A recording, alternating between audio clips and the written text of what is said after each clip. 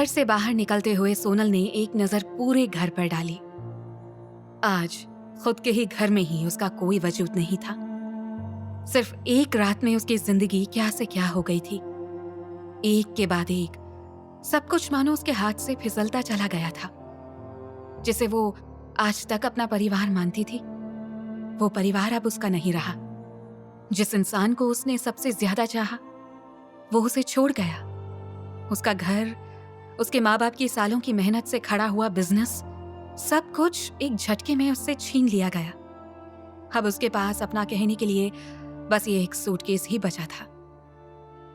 सोनल ने उन सबको सामने चैलेंज तो कर दिया था कि वो अपनी प्रॉपर्टी उन सबसे वापस लेकर रहेगी, मगर कैसे? उसे खुद की हालत पर हंसी आ रही थी। आज वो जिन हालात में थी, उसकी जिम्मेदार वो खुद ही तो थी। सब पर आंख मूंद कर भरोसा करने की उसकी आदत ने ही आज उससे उसका सब कुछ छीन लिया था।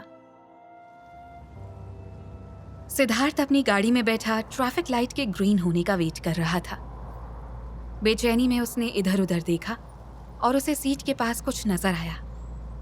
उसने आहिस्ते से झुककर उसे उठा लिया। अब ये तो किसी का लाइब्रेरी कार्ड है। सिद्धार्थ उसे उलट पुलट कर देखते हुए खुद में ही बड़बड़ाया। सोनल मेहता। उसने लाइब्रेरी कार्ड पर लिखे नाम को पढ़ते हुए साथ में लगी लड़की की तस्वीर को गौर से देखा। तस्वीर में खड़ी लड़की जैसे उसे देखकर मुस्कुरा रही थी। शायद सिद्धार्थ को पैसे देने के लिए जब उसने अपना पर्स खोला था, तभी ये गलती से वहां गिर गया था। सिद्धार्थ असमंजस में पड़ गया। क्या उसे सोनल को ये लाइब्रेरी कार्ड लौटा देना चाहिए?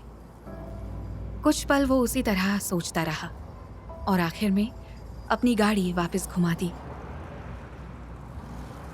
कुछ ही देर में वो वापस मेहता हाउस के बड़े से गेट के सामने खड़ा था। हालांकि उसे खुद समझ में नहीं आ रहा था वो यहाँ क्या करने आया है। उसकी अंतरात्मा जैसे उसका मजाक उड़ा रही थी। Really successful businessman Siddharth Roy Kapoor सिर्फ एक लाइब्रेरी कार्ड लौटाने के लिए इतनी दूर चला आया है? सिद्धार्थ की समझ में ही नहीं आ रहा था उसे इस घर के अंदर जाना चाहिए या नहीं। आखिर में उसने इरिटेट होकर एक सिगरेट निकाल लिया। लाइटर निकालकर वो उसे जलाने ही जा रहा था कि उसकी नज़र घर से बाहर निकलती हुई किसी लड़की पर पड़ी।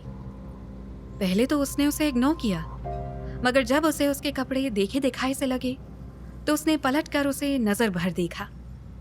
ये वही थी, सोनल। सिद्धार्थ ने तुरंत सिगरेट फेंका और गाड़ी का दरवाजा खोलकर उसकी तरफ बढ़ा। उसे महसूस हुआ उसकी आंखों से आंसू बह रहे थे। सिद्धार्थ की नजर उसके हाथ में पकड़े हुए सूटकेस पर गई। सोनल उसके करीब से गुजर गई, मगर वो इस बात से इतनी अपसेट थी कि उसने सिद्धार्थ को नोटिस भी नहीं किया और सिर झुकाए चुपचाप आगे बढ़ गई। मिस सोनल मेहता। सिद्धार्थ ने उसे आवाज लगाई। अपना नाम सुनकर सोनल ने चौंकते हुए पीछे मुड़कर देखा। वहां सिद्धार्थ को खड़ा देखकर उसके चेहरे का रंग उड़ गया। जितना हुआ वो क्या कम था जो अब ये भी यहां आ गया। अब तक सिद्धार्थ उसके करीब आ गया था, मगर कुछ कहने से पहले उसकी नजर सोनल के माथे पर गई, जहां से अब तक खून बह रहा था। पायल के थप्पड़ मारने से उसके दाएं गाल पर हाथों के निशान छप गए थे। साथ ही चेहरे का दायां हिस्सा काफी हद तक सूज गया था।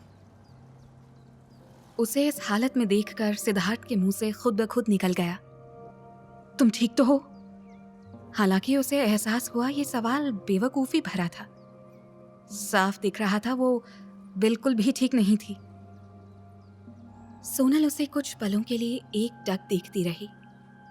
फिर अचानक उसने तेजी से आगे बढ़कर सिद्धार्थ को गले से लगा लिया। वो इस वक्त कुछ सोचना या जानना नहीं चाहती थी कि उसके सामने कौन खड़ा है। वो बस ये महसूस करना चाहती थी कि इस दुनिया में कोई तो है जिसे उसकी परवाह है। भले ही कुछ पल के लिए ही सही, झूठ मूठ ही सही, मगर उसे ये एहसास तो होगा कि वो अकेली नहीं है। सिद्धार्थ को उसके ऐसे रिएक्शन की बिल्कुल भी उम्मीद नहीं थी। ना ही उसे किसी लड़की का खुद के इस तरह करीब आना पसंद था।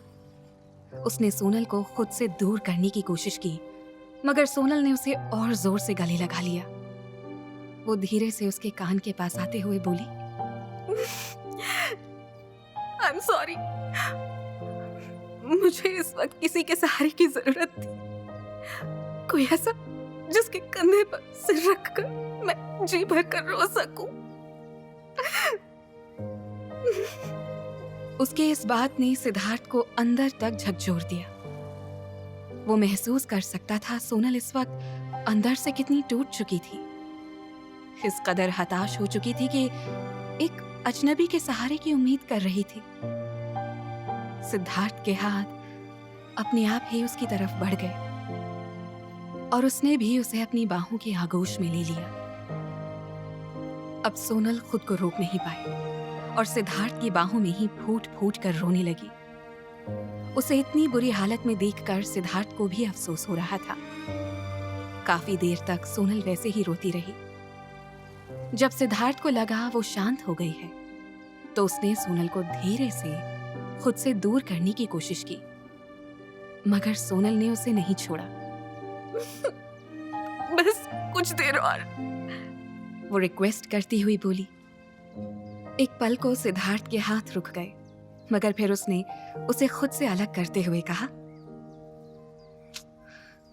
तुम्हारे सिर से बहुत खून बह रहा है, इसका तुरंत फर्स्ट एड करना जरूरी है। मैं तुम्हें डॉक्टर के पास लेकर चलता हूँ।